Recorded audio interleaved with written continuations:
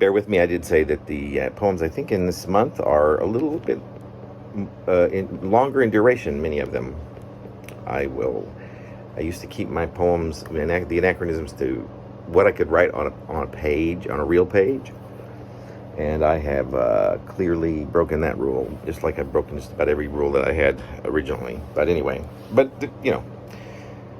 I did the general idea is there, and some days I talk a little bit about what those ideas are. This is called Whatever I Become. There are babies being sold on sale at the Baby Bazaar this weekend. It says here, all shapes, colors, sizes, you name it. A long time ago, a person I can barely remember otherwise said to me, "My friend." And I threw the words away with, I am sure, what was quite a puzzled look. We were just hanging out. Boredom, burden, sadness, isolation. Sadness, isolation, burden, boredom. You may think it meant nothing on the surface of it all, but peel it away like an onion and it becomes a heartbreaking and eye-opening mystery, like when years later you hear those words again, or that word pointed right at you, my friend. Only this time, instead of a puzzle, you get a bit of a tingle. Sometimes, if that tingle never goes away when you hear that same phrase, my friend, then the tingle might become a sad, muffled heartbeat at best, or cold hands, or the strong desire to run away and yet to never run away. Not from this friend, because friend, a word that can be so versatile, like bed bugs, or fine, or the deflation of the Turkey Day balloons, or a check that introduces a week of havoc by bouncing. Friend means many things, like refrigerators you can't presently afford, and a desk and chair in a tiny new place you call home, a tiny place that screams every day for a desk, a chair, a refrigerator.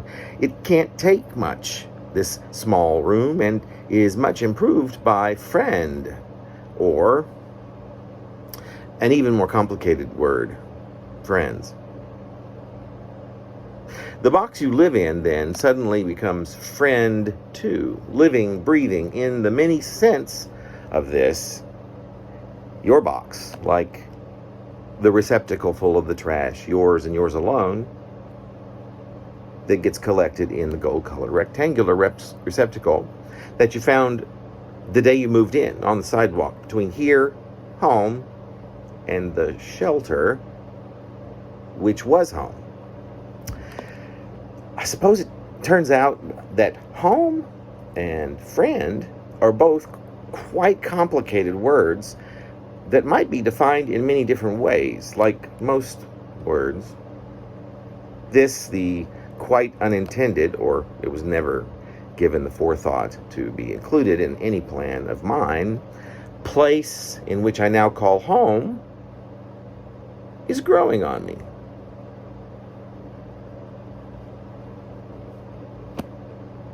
As home and friend, I'd further say, like a basal cell carcinoma, the best kind of cancer, of which I've had 2 removed thus far from my face, runs in the family, slowly grows upon you.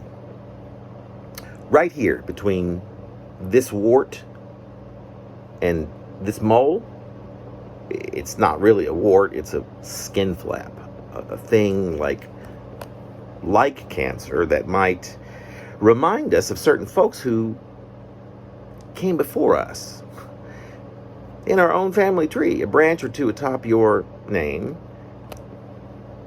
where it is also written in tiny font under my name that I must become many others, perhaps different species, a schizophrenic.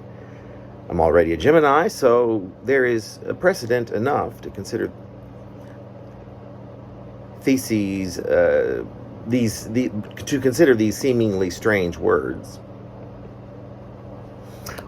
while the rest of the world, everyone and everything, homes, friends, new hopes, etc., are abducted by aliens.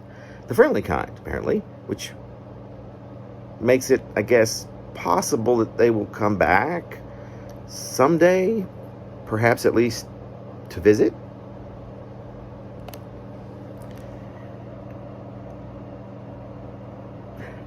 Saw several typos in this one.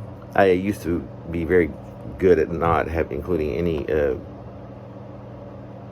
I think I used to be fairly decent at just having them be, there would be no misspellings and no real bad punctuation errors and stuff like that that I didn't want, or inconsistencies, which I am good at because I do things differently every time, like all caps. Or no caps at all, or no caps except for the use of I or proper noun. You've got a lot of different ways that you can go about things. And but you keep it consistent is my thing. Well, I definitely have some errors in this that I should go back and edit, which is always, I do that on occasion. If I go back and read a poem and I see that there's an error, and I usually do my process of editing is so different than it used to be. If the folks that used to know me from 15, 20 years ago when I'd write, back then I would just scribble something down and that would be it. That would be the poem. There was almost no editing. The editing that was involved was perhaps from the paper to the computer, though I wrote directly into the computer a lot. And so it would just be on the spot, and that's about it. And then later the process became, I would write on a paper, and I would keep that copy for quite some time because I had a backlog. Then I would take that draft and write it into the computer, and that would sit for a while because I had such a backlog. And then I would post it onto the blog, and then that would be a third iteration of editing. So my editing became apparently a lot more interesting and complicated. Whatever. I used to poo the idea of people who spend so much time editing, and I have lots of friends who do that, and I am a perfectionist in some way or another. I feel like I am. It's just that letting go of it, I don't really want to deal with. But I do want it to be right. Looking back, it's a little disturbing to see that there were about 3 different blatant errors in this particular piece. Thank you. I will end there.